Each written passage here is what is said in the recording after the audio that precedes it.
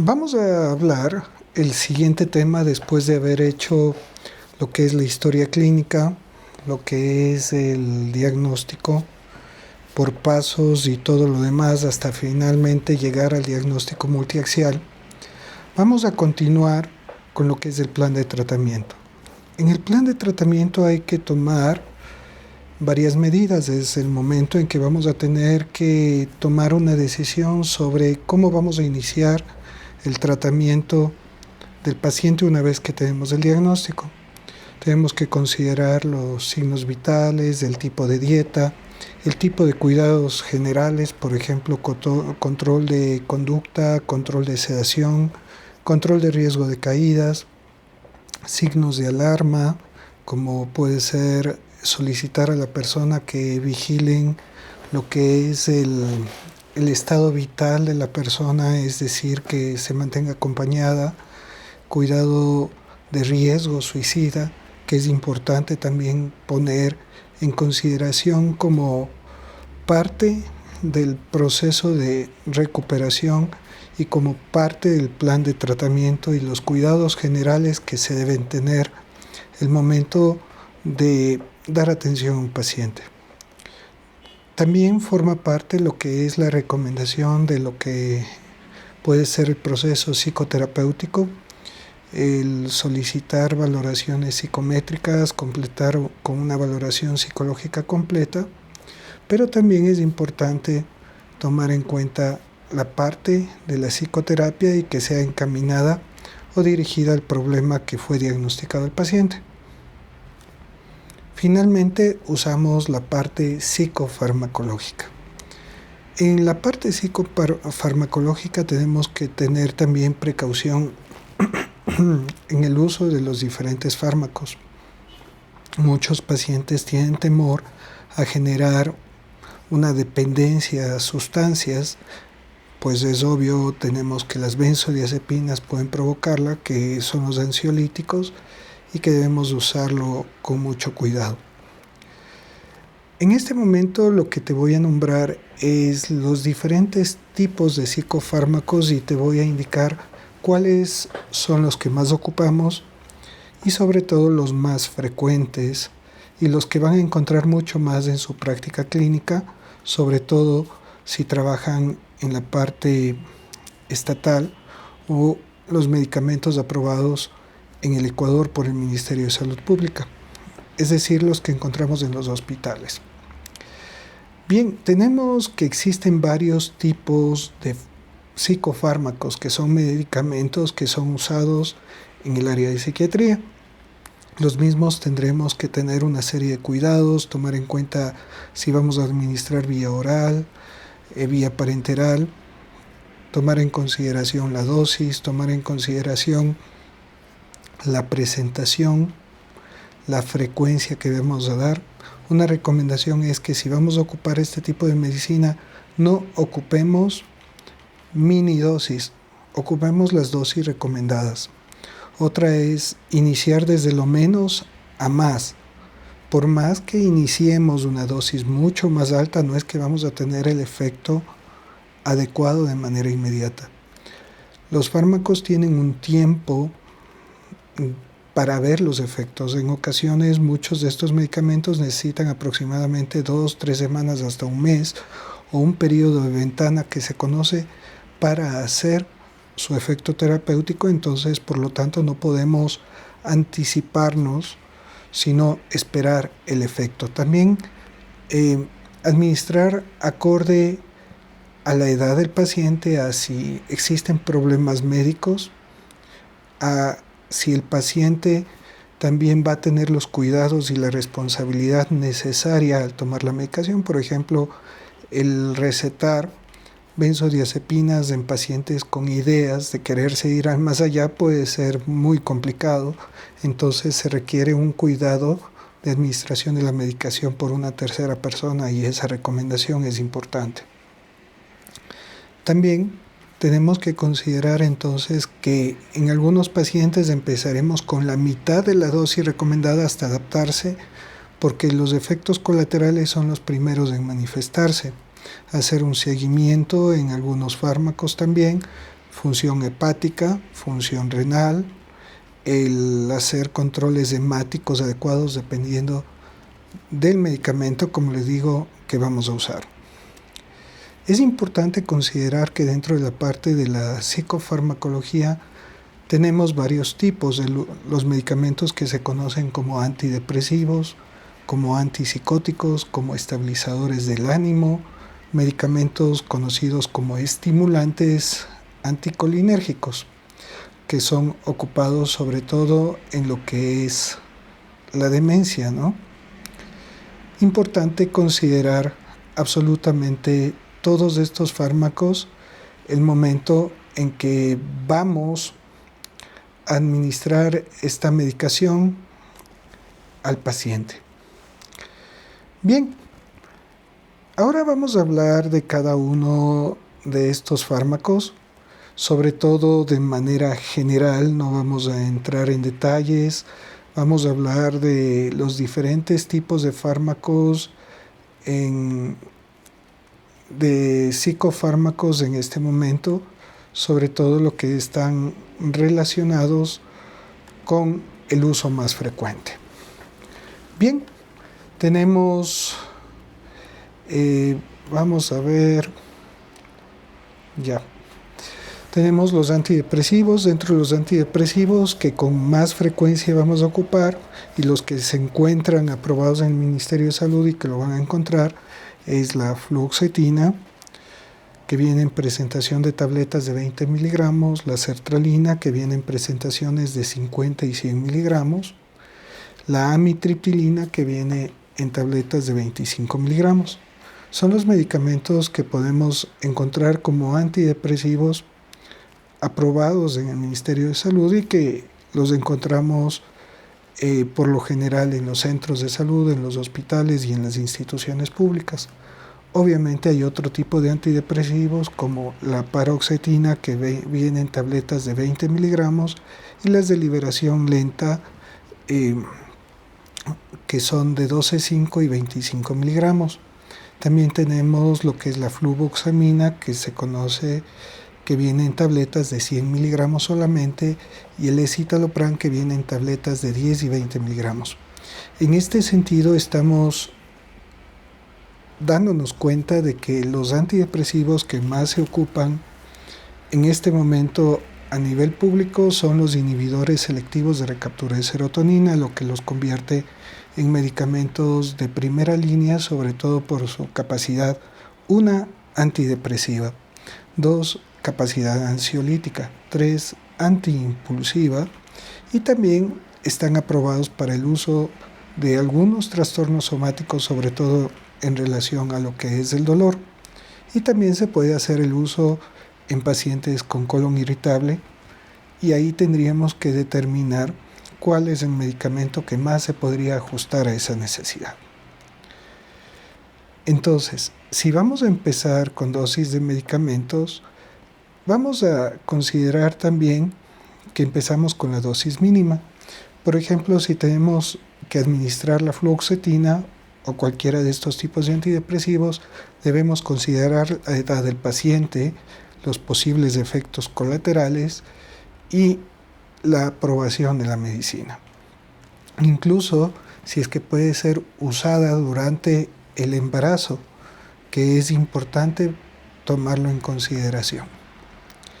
Bien, tenemos los antidepresivos, la fluoxetina viene en tableta de 20 miligramos y su dosis va de 20 miligramos a 80 miligramos. Si vamos a usar a nivel de personas, de niños, tenemos que empezar con la mitad de la dosis, es decir, 10 miligramos. Tenemos que ir viendo el efecto y siempre tener cuidado en recomendar la vigilancia de los padres, porque los antidepresivos en los niños especialmente pueden inducir pensamientos de quererse ir al más allá. Por eso es importante conversar siempre con los padres, tener la autorización y mantener el cuidado y la vigilancia estricta. Tenemos que en una persona adulta que no tiene ningún problema, podemos usar desde dosis más baja de 20 miligramos hasta dosis de 80 miligramos según el caso. Ocupamos dosis altas en pacientes, sobre todo con trastorno obsesivo compulsivo, que se manejan dosis altas. Por ejemplo, fluoxetina puede ser hasta 80 miligramos, lo que es sertralina 200 miligramos, lo que es paroxetina 60 miligramos, lo que es la fluvoxamina, que son 200 miligramos, 300 miligramos, y vienen tabletas de 100 miligramos. Puntos a considerar, como se darán cuenta en el uso de los antidepresivos, es el hecho de considerar que también tienen efectos colaterales. Vamos a hablar de los inhibidores selectivos. Puede provocar cefalea, y eso hay que anticipar al paciente, lo que es náusea, molestias digestivas, a veces puede provocar dolores abdominales y lo que es procesos diarreicos. Además de tomar en consideración sus efectos a nivel de la sexualidad, que puede ser retardo de la eyaculación y lo que es disminución de la libido o el impulso sexual. Obviamente, cada antidepresivo variará en la intensidad de afectación en este campo. La dosis, por ejemplo, de fluoxetina, de sertralina, va de 50 miligramos a 200 miligramos. Asimismo, podemos empezar con la mitad de la dosis, 25 miligramos por 7 días, y después lo que es hasta 200 miligramos. Los antidepresivos están aprobados para el uso durante el embarazo con vigilancia estricta y con aprobación de la madre, en el mejor de los casos, viendo riesgo-beneficio en este caso, siempre considerando el cuidado y la vigilancia estricta de la paciente, que también se manejan las dosis más bajas posibles, ¿no? También se puede ocupar durante la lactancia la sertralina, sobre todo, entonces, que son los dos medicamentos que más se han usado en esta etapa, ¿no? Siempre recomendar una vigilancia estricta, seguimiento con ginecobstetricia y obviamente el manejo en conjunto con psiquiatría y psicoterapia para usar esta medicación. Tenemos otros antidepresivos que no hemos nombrado, que es la venlafaxina, que viene en presentación de 37.5 miligramos, 75 y 150 miligramos, y su dosis puede variar de 75 a 300 miligramos. Es muy buen antidepresivo, son antidepresivos que en dosis bajas se parecen a los inhibidores selectivos de recaptura de serotonina, pero en dosis ya desde 150 miligramos tienen una acción dual, es decir, en la serotonina y la noradrenalina. La desvenlafaxina, que también viene en presentaciones de 50 a 100 miligramos, su dosis inicial es 50 miligramos, dosis máxima 100 miligramos, tiene efectos antidepresivos también, tiene acción dual. Sin embargo, hay que considerar que pueden no ser su efecto tan ansiolítico comparado con el de los inhibidores selectivos de recaptura de serotonina. Tenemos adicionalmente lo que es la mirtazapina. La mirtazapina se suele ocupar sobre todo en pacientes adultos mayores que tienen problemas del sueño, aprovechando el efecto colateral del medicamento. La dosis puede variar entre 15 a 30 miligramos. Mientras más es la dosis, más efecto antidepresivo obviamente y menos efecto sedativo. Entonces, uno de los problemas que tiene la mirtazapina es el incremento del apetito, sobre todo en personas jóvenes. Sí va muy bien como tratamiento coadyuvante, sobre todo en depresiones resistentes. Además de eso, tenemos los antidepresivos tricíclicos, como es la amitriptilina. Viene en tabletas de 25 miligramos, se suele usar para ayudar a inducir el sueño, puede usarse para potenciar el efecto antidepresivo de los inhibidores selectivos de recaptura de serotonina y puede también usarse para el tratamiento del dolor, muchas veces migraña u otro tipo de dolores, ¿no? Por lo general se usan más los inhibidores selectivos de recaptura de serotonina comparados con esta medicación. Sin embargo, el uso en conjunto con la fluoxetina, por ejemplo, ha dado efectos muy buenos en el uso del tratamiento para la fibromialgia, por ejemplo. Tenemos otro tricíclico que es la imipramina, que es conocido con el nombre de anafranil. Viene en tabletas de 75 miligramos y este se ocupa como un tratamiento incluso de primera línea para el trastorno obsesivo compulsivo. Hasta ciertas dosis, estamos hablando de aproximadamente 225 miligramos, no más, pues los tricíclicos pueden tener un efecto bastante negativo en la salud, sobre todo en sobredosis, sobre todo problemas cardíacos. Entonces hay que usarlos con precaución, además de que su efecto colateral más frecuente es la sedación, sensación de sequedad de la boca o estreñimiento. Los antidepresivos, cabe recalcar que no están indicados en el glaucoma y hay que usarlos con precaución, y aquí tocaría trabajar también valorando riesgo-beneficio y con seguimiento con oftalmología. No es que están completamente contraindicados, pero hay como usarlos siempre y cuando exista un trabajo en conjunto, que sería muy importante.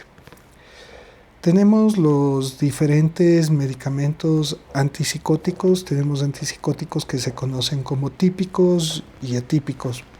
Su perfil de efectos colaterales va a variar de acuerdo al tipo del antipsicótico. Tenemos los antipsicóticos típicos que todavía contamos en el centro de salud o en el Ministerio de Salud, es el haloperidol en ampollas de 5 miligramos, que se ocupa sobre todo en el manejo de urgencias psiquiátricas y el manejo del paciente agitado.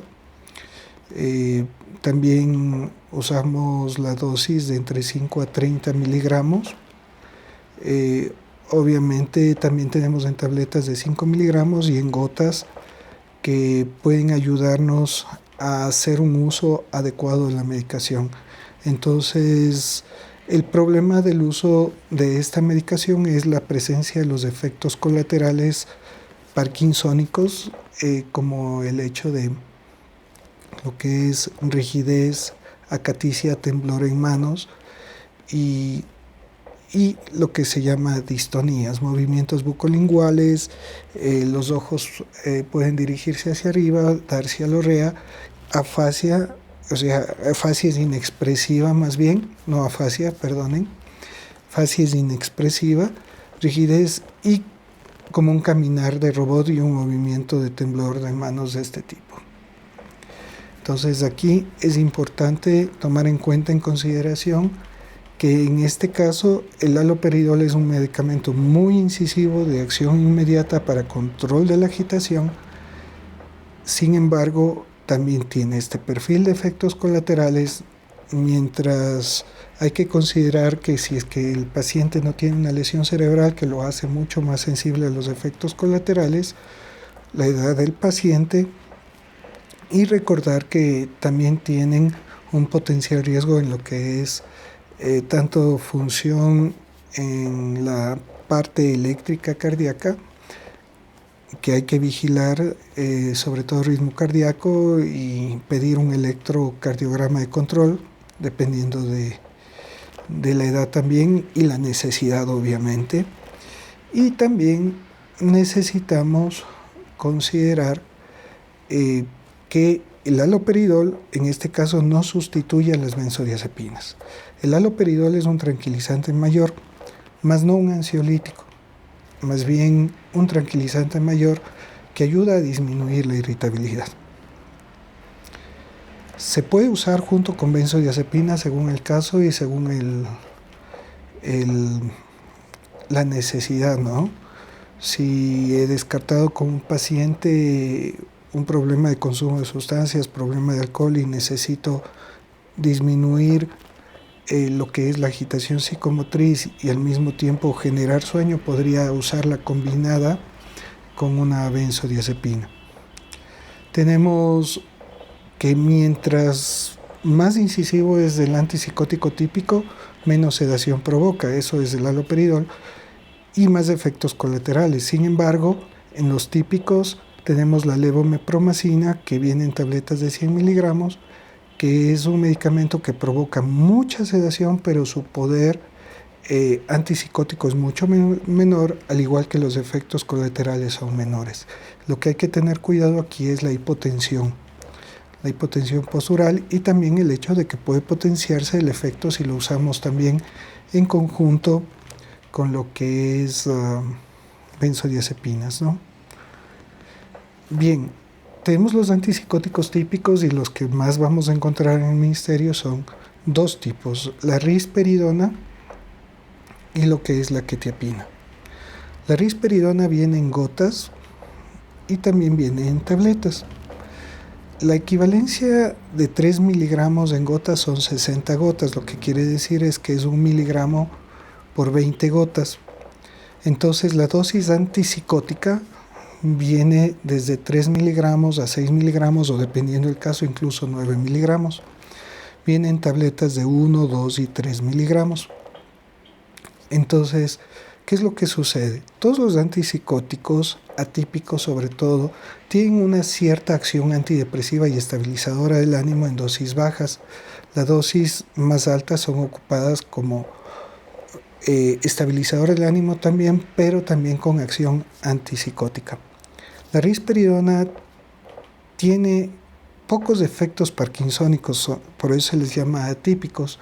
Sin embargo, a dosis más altas puede actuar como el haloperidol y provocar efectos como rigidez, distonías, lo que es cialorrea. Entonces hay que tener también la precaución.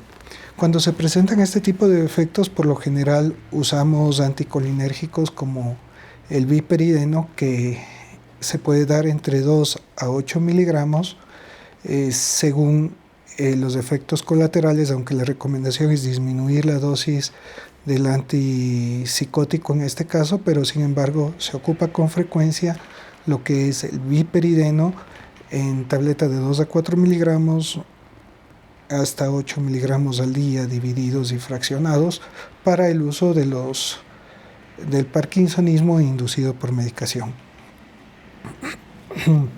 Bien, tenemos lo otro, que es la quetiapina, que tiene menos efectos a nivel del cuerpo, en el sentido de que no tiene muchos efectos colaterales en relación al perfil del parkinsonismo. O sea, tiene muy pocos efectos en ese sentido, a diferencia de los antipsicóticos típicos y la risperidona en este caso, que puede provocar también galactorrea y inhibición de la menstruación. La quetiapina tiene menos efectos en ese sentido. Aquí la dosis puede usarse de 25 miligramos, se suele ocupar en ocasiones como un inductor del sueño para cuando no se ocupa benzodiazepinas. Insisto, no tienen efectos ansiolíticos directos, tienen efecto tranquilizante mayor, estabilizador del ánimo, en dosis más bajas, en 100 miligramos, en dosis de 200 o hasta 300 miligramos se puede ocupar como estabilizador del ánimo, y como la dosis antipsicótica está entre 300, 600 a 900 miligramos según el caso. El efecto colateral más frecuente en este medicamento es la sedación y sobre todo lo que es el síndrome metabólico. Con todos los antipsicóticos atípicos puede haber una alteración a nivel del lipidograma, aumento de colesterol, aumento de triglicéridos, por lo que la actividad física se hace mucho más importante y una dieta adecuada. Tenemos lo que es en este momento otros antipsicóticos que podemos encontrarnos en el mercado, como la olanzapina, que tiene un efecto sedativo muy bueno, puede usarse en ampollas en el caso de agitación. También se puede ocupar en el trastorno afectivo bipolar, y la dosis puede ir entre 10 y 20 miligramos, dependiendo del caso. El problema es que provoca aumento del apetito muy marcado y mucha sedación también, y aquí hay el riesgo del incremento de peso, incluso de diabetes, lo que el síndrome metabólico hay que tener mucho cuidado. Otro medicamento importante es la ziprasidona, que puede usarse entre 40 a 160 miligramos según el caso. en dosis bajas, autorizado para el trastorno afectivo bipolar tipo 2. También está autorizado para el tratamiento de la esquizofrenia y su uso se puede hacer. También tomemos en cuenta que también puede provocar lo que es acaticia, los síndromes parkinsónicos, aunque en menor intensidad. Tenemos el aripiprazol, que es otro medicamento, considerar la clozapina, que es uno de los mejores medicamentos antipsicóticos. Sin embargo, es el que más cuidado hay que tener, hay que pedir con frecuencia hemogramas al iniciar el tratamiento por el potencial que tiene a nivel de médula ósea. Entonces hay que vigilar que el número de leucocitos se mantenga en niveles normales o al menos estén mucho más arriba de los 3000 el reencuentro, porque o de no puede provocar esa disminución y provocarnos serios problemas a nivel de la salud del paciente, por lo que se hace indispensable hacer seguimientos hemáticos. Eso en términos generales, ¿no? Pasemos a los estabilizadores del ánimo. Los que tenemos son el ácido valproico, la carbamazepina, la lamotrigina. Todos estos 3 medicamentos ustedes van a darse cuenta que nosotros como psiquiatras los llamamos estabilizadores del ánimo. Sin embargo, también son anticonvulsivantes en realidad. Estos son los anticonvulsivantes estabilizadores de ánimo aprobados para el tratamiento del trastorno bipolar, usados con más frecuencia, junto con uno que no tiene efectos anticonvulsivantes, que es el carbonato de litio. El carbonato de litio es de primera línea para el tratamiento del trastorno bipolar. Sin embargo, en nuestro país ha disminuido, es difícil conseguir. Ojalá se solucione pronto esta situación, pero sin embargo tenemos otros tratamientos como el ácido valproico, que se puede dar entre dosis de 750, 1500 o hasta 2000 miligramos según el caso, para control de sobre todo la bipolaridad tipo 1 y también para la bipolaridad con síntomas depresivos. No está autorizado o no se recomienda su uso sobre todo durante el embarazo y en mujeres de edad fértil. Tenemos la carbamazepina, que también ha estado variando en el hecho de su presencia en el país. Se puede usar de dosis de 400 a 1200 miligramos. El incremento es progresivo. También hay que, en estos 2 medicamentos, ácido valproico, carbamazepina, hay que tener cuidado las funciones hepáticas, hacer seguimientos y sobre todo tener cuidado también de las reacciones alérgicas, que son las recomendaciones generales que se podría decir. La lamotrigina, que viene en tabletas de 25, 50, 100 y 200 miligramos, ocupado y aprobado básicamente para el trastorno afectivo bipolar tipo 2, que es el depresivo. Se ocupa en dosis progresivas, se inicia con 25, 50 miligramos en el adulto. Yo personalmente voy subiendo la dosis cada 15 días, al menos hasta llegar a una dosis adecuada de unos 300 miligramos, con la finalidad de evitar esos baches depresivos. Potencial riesgo de uso: la alergia, el síndrome de Stevens-Johnson, que puede ser fatal. Entonces, tener mucho cuidado en el incremento rápido de la dosis de esta medicación, porque puede potenciarse el efecto, sobre todo a nivel del cuerpo, en lo que corresponde a la reacción alérgica. Debe tenerse cuidado y apenas se note cualquier reacción mínima en la piel o algo, suspenderlo inmediatamente y tratar adecuadamente este problema. Otros medicamentos que nos vamos a topar es el uso de estimulantes, sobre todo lo que es anfetaminas, el metilfenidato, que actualmente, antes había en tabletas de 10 miligramos, se conocía como Ritalina. Actualmente no hay en el mercado. Hay las de liberación lenta, que vienen en algunas presentaciones, 18, 36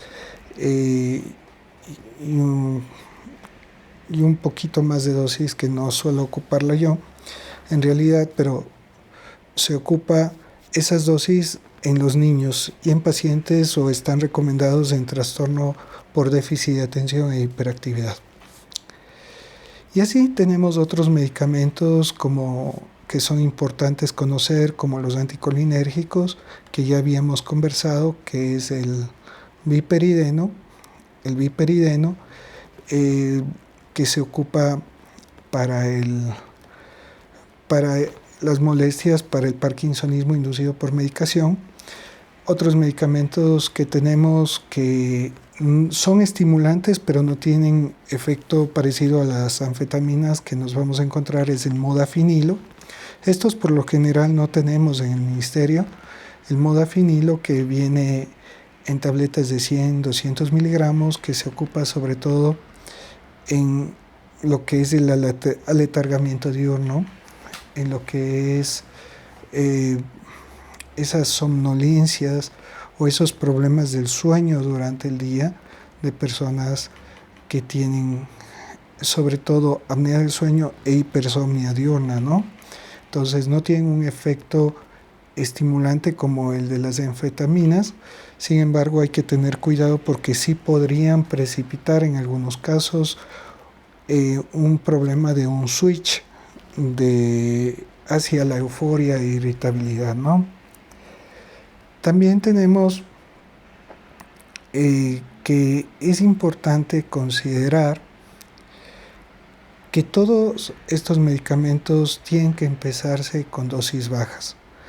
No, recuerden, el carbonato de litio, si es que lo llegáramos a ocupar, tenemos que hacer litemias para tener precaución cómo está esa función renal, porque el riesgo del uso del carbonato de litio puede ser la hiponatremia, también puede haber hipotiroidismo y puede generar una intoxicación si ocupamos con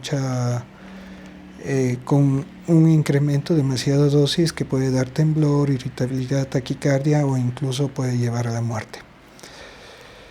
Bien, creo que también es importante considerar algunos medicamentos adicionales como que no habíamos nombrado, que son los ansiolíticos e hipnóticos, que usamos con más frecuencia, básicamente en psiquiatría, lo que es el clonazepam y el alprazolam que hay en el ministerio. Viene el clonazepam en tabletas de 2 miligramos y el clonazepam viene en gotas también de 2.5 miligramos por ml por mililitro, lo que es equivalente a 20 gotas, es igual a 2.5 miligramos. También viene en tabletas de 0.5 miligramos. La dosis a manejar del clonazepam puede ser de 0.5 a 2 miligramos por día. Se puede ocupar hasta más dosis, 4 miligramos a 6 miligramos según el caso. Yo no suelo llegar a dosis tan altas, el riesgo es la dependencia de estas sustancias.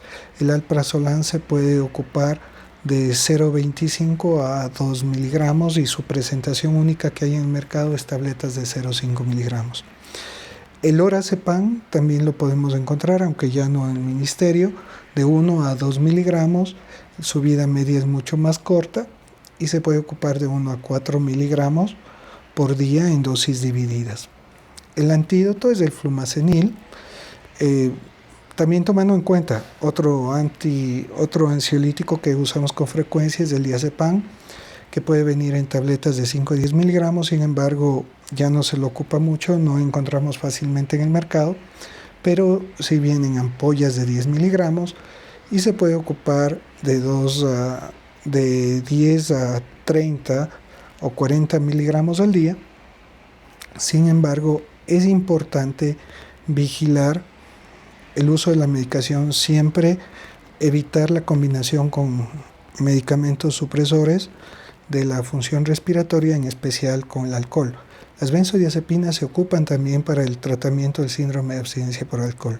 Recordemos que las benzodiazepinas tienen una acción ansiolítica, una acción hipnótica, una acción relajante muscular y una acción anticonvulsivante.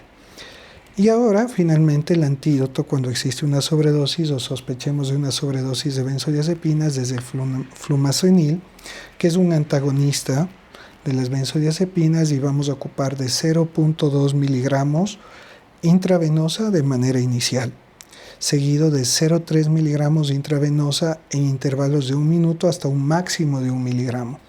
Importante que esta medicación tiene que ser diluida, ¿no?, con solución salina. Estos son las benzodiazepinas. Ahora, tenemos los inductores del sueño no benzodiazepínicos, como son la zopiclona. Tenemos también lo que es la esopiclona, la zopiclona y la esopiclona, que son medicamentos inductores del sueño que muchas veces, primero no son ansiolíticos, solamente son inductores del sueño y se ocupa por lapsos limitados. Por lo general, muchas personas abusan de esta sustancia llegando a tomar 2 o 3 o 4 tabletas o enganchándose de alguna manera, aunque su potencial adictivo más bien está en la necesidad de conciliar el sueño. Entonces, también finalmente hablaremos de los medicamentos usados en la enfermedad de Alzheimer, como el donepezilo, la rivastigmina, la memantina, que vamos a usarla acorde a la necesidad y siempre de acuerdo a la dosis recomendada y aprobada para el uso de estos medicamentos, que es más en la enfermedad de Alzheimer. Finalmente, si nos damos cuenta, una vez que hemos hecho el diagnóstico sindrómico, si tenemos un síndrome depresivo, tendremos que pensar en los antidepresivos. Si tenemos un síndrome maníaco, tendremos que dejar a un lado los antidepresivos, a sabiendas que el antidepresivo puede provocar un switch a la manía. Tenemos los síndromes maníacos, que ocuparemos los estabilizadores del ánimo. Tenemos los síndromes ansiosos, donde ocuparemos los ansiolíticos. Los síndromes psicóticos, donde ocuparemos los antipsicóticos. Los síndromes cognitivos, donde podremos usar medicamentos para la enfermedad de Alzheimer. Y tenemos también lo que es los síndromes relacionados con el consumo de sustancias. Si estamos en abstinencia, dependiendo del síndrome que tengamos al frente, será la medicación que vamos a ocupar. Eso de manera rápida. Obviamente que cada trastorno tiene su indicación precisa, pero podríamos hacernos una idea del manejo general. Con esto me despido, espero haber sido útil. Conversamos. Hasta una próxima. Con ustedes, José Ordóñez. Bye.